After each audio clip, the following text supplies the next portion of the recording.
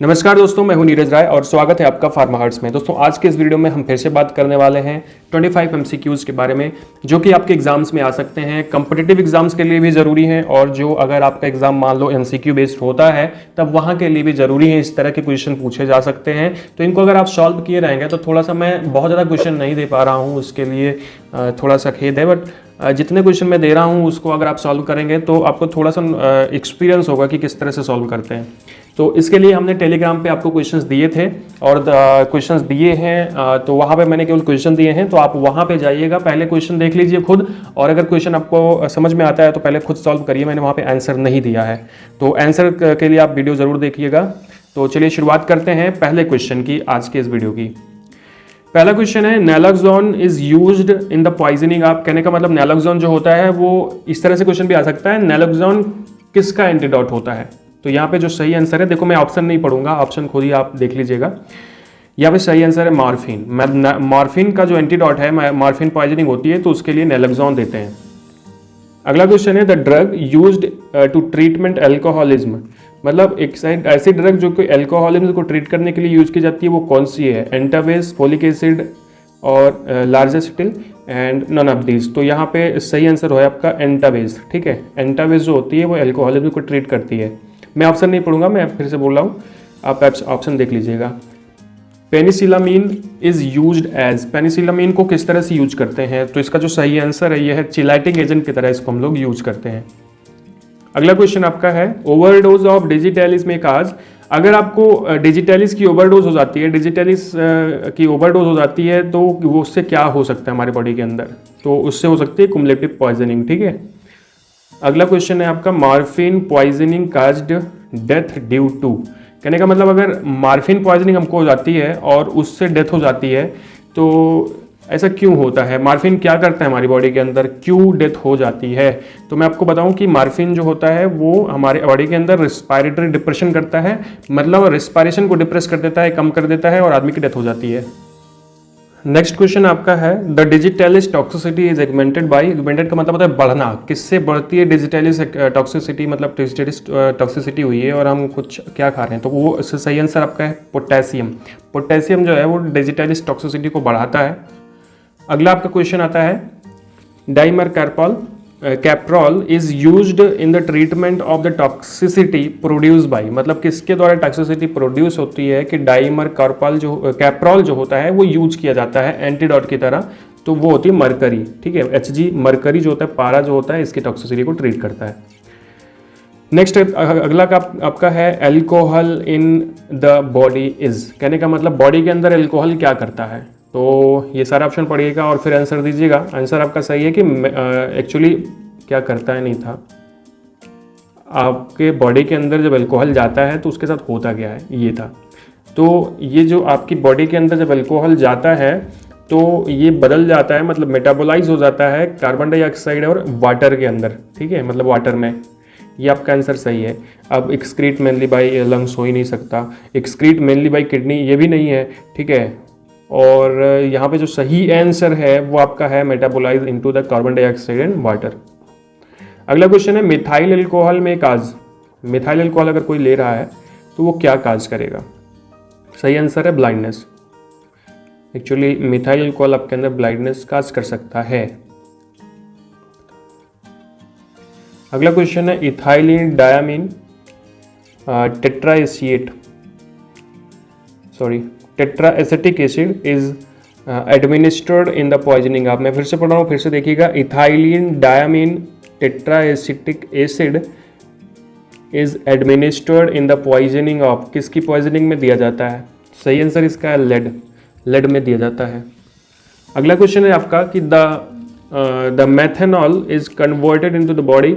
कहने का मतलब मेथेनॉल को अगर हम लेते हैं तो बॉडी के अंदर वो किस में कन्वर्ट होता है, तो सही ऑप्शन जो है आपका वो है फॉर्मिक एसिड एंड फॉर्मल्डिहाइड में वो कन्वर्ट हो जाता है।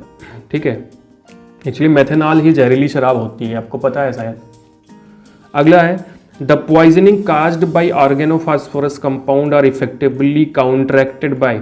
कहने का मतलब जो ऑर्गेनोफॉस्फोरस होता है उसका एंटीडोट क्या है, डायरेक्टली यही पूछ रहे हैं ये। ठीक है, तो इसका सही आंसर क्या है, नैलोक्सोन है, पेथिडीन है। देखो आंसर क्या सही है आपका, प्रेलिडॉक्सिन जो होता है वो ऑर्गेनोफॉस्फोरस जैसे कि सल्फास होता है उसकी पॉइजनिंग को काउंटर करता है, तो उसका एंटीडोट होता है, एक तरह से समझ लीजिए।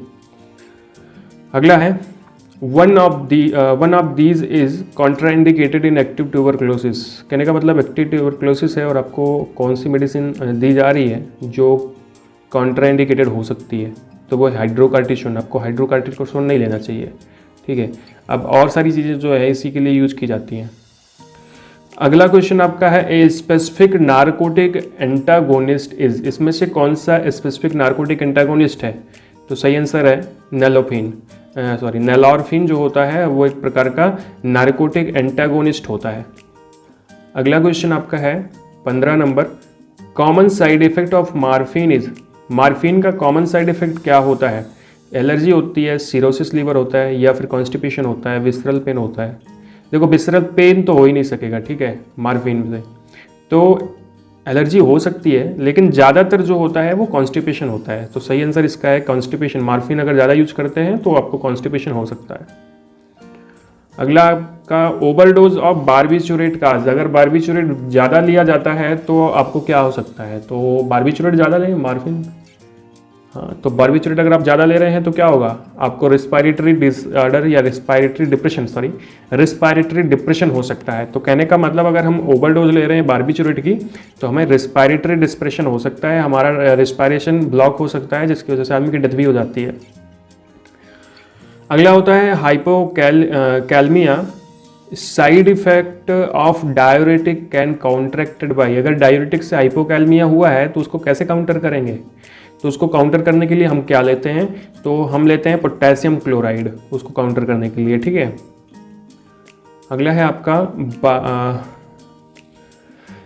बिस्कोडिल frequently cause the side effect, अगर बिस्कोडिल फ्रिक्वेंटली लिया जाता है तो कौन सा साइड इफेक्ट कॉज करेगा, कौन सा साइड इफेक्ट आपको हो सकता है, नॉइजिया, abdominal cramp, skin races, dizziness, क्या हो सकता है, एबिडोमिनल क्रैम्प हो सकता है, मतलब आपके पेट में ऐंठन हो सकती है।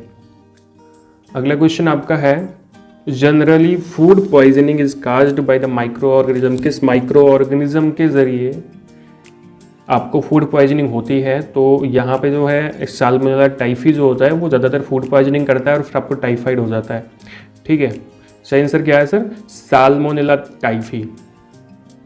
20 नंबर क्वेश्चन देखिए, इन्फेंट टेट्रासाइक्लिन ऑफन काजेज, अगर हम इन्फेंट को टेट्रासाइक्लिन ज़्यादा देते हैं तो उनके अंदर क्या होगा, तो उनके अंदर हो सकता है कि उनकी जो उनका टीथ है वो डिकलराइजेशन हो जाए उसका, तो इसका सही आंसर है कि डिसकलराइजेशन ऑफ टीथ। 21 नंबर क्वेश्चन देखिएगा, अगला क्वेश्चन है आपका which of this is often combined with gentamicin to treat Pseudomonas infection, Pseudomonas infection को ट्रीट करने के लिए जेंटामाइसिन के साथ में क्या कम्बिनेशन दिया जाता है, क्वेश्चन है, एम्पेसिलिन दिया जाता है, ऑक्सीसिलिन दिया जाता है, या कार्बेनिसिलिन दिया जाता है, या ट्रोपिकामाइड दिया जाता है, तो आप सोचो कौन सा आंसर सही है। ये सब नॉलेज मतलब ऐसे आएगा ना कि जब आप लोग पढ़ोगे बुक्स तो आपको समझ में आएगा, क्योंकि ऐसे MCQ का मतलब ही क्या होता है, MCQ जो होता है आपने अपनी अगर बुक्स पढ़ी हैं तो वो वहाँ पे से कहीं से उठा लेते हैं, तो हमने जो ये सब लिया है ना ये बुक से ही लिया है, तो उसके लिए आपको थोड़ा सा नॉलेज तो होना ही पड़ेगा, इसकी कोई ट्रिक नहीं है, MCQ सॉल्व करने के लिए पढ़ना ही पड़ेगा। सही आंसर इसका है कार्बेनिसिलिन, कार्बेनिसिलिन जो होता है वो जेंटामाइसिन के साथ दिया जाता है स्यूडोमोनास इन्फेक्शन के में। अगला क्वेश्चन है 22 number, mercurials produce their toxicity by reacting with, mercurials किसके साथ रिएक्ट करते हैं तो टॉक्सिसिटी प्रोड्यूस करते हैं, तो यहाँ पे सही आंसर है कि सल्फा हाइड्रल ग्रुप, जो सल्फा हाइड्रल ग्रुप की ड्रग्स होती हैं अगर उसको मर्क्यूरियल्स के साथ देंगे तो फिर आपको टॉक्सिसिटी हो सकती है। 23 नंबर क्वेश्चन है thiopentone sodium is, thiopentone sodium एक प्रकार का डायोरेटिक है, ये किस प्रकार का ये एक्चुअली बारबिचूरेट है, ये डायरेटिक में भी यूज़ होता है, तो ये बताइए कि ये पूछ रहा है कि ये किस प्रकार का है, तो ये होता है अल्ट्रा शार्ट एक्टिंग बारबिचूरेट होता है, ठीक है। अल्ट्रा शार्ट एक्टिंग मतलब बहुत कम समय के लिए काम करने वाला।